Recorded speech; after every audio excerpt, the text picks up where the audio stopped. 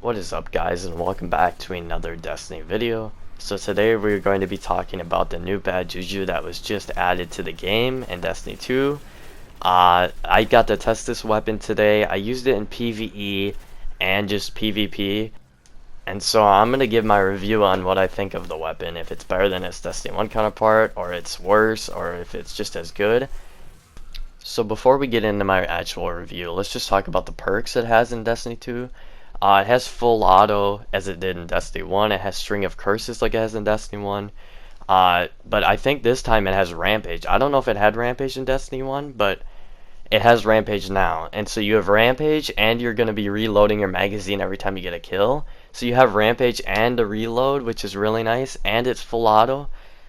It's a very good weapon. It has steady rounds on it too. And it's just it has hipfire grip too, so it's a really stable hipfire. I actually think the weapon is more stable than it was in Destiny 1. But anyways, that's the perks on the weapon. Now let's actually get into my review. So I'm going to be starting off with PvE. I think this weapon is very good if you need to get your super fast, if you're doing a hard activity, if there's a lot of thralls.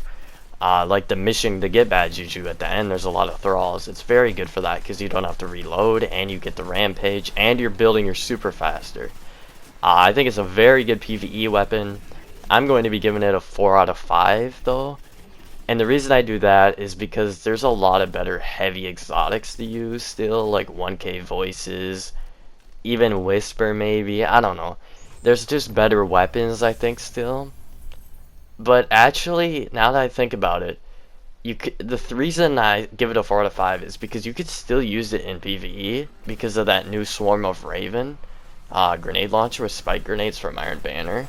So if you want to pair it with that, this would actually be a very good combination to use actually. I actually prefer this weapon over the Outbreak Prime. I think it's better, but it's just preference I think, and which one you like more. But that's my PvE review. Now let's get into the PvP review.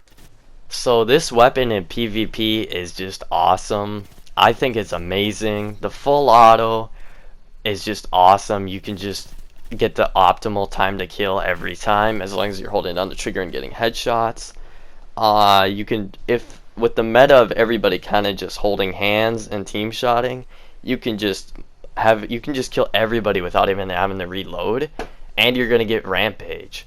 So you don't have to worry about reloading, but you still keep the rampage. And pairing that with full auto, this thing is nasty. Once you get the catalyst that actually makes string of curses last longer, I think this thing is going to be meta in Crucible. So if you really like pulse rifles, this is a must get pulse rifle.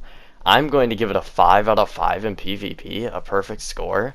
I think this is just a great pulse rifle, especially on console, because in my opinion I think pulse rifles are the best weapon right now on console, just because of hand cannons with their bloom and recoil.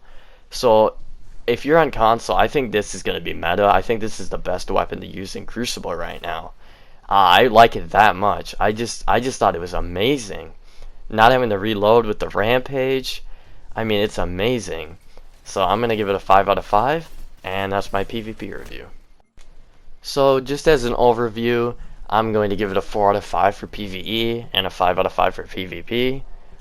So that basically makes it so it's a must-get exotic. I think everybody should try to get it. The quest is very easy. It won't take you long. It took me like 30 minutes, I think, to get it.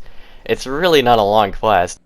And if you do struggle with the end mission, because I guess it could be hard, I don't think it's that hard of a mission.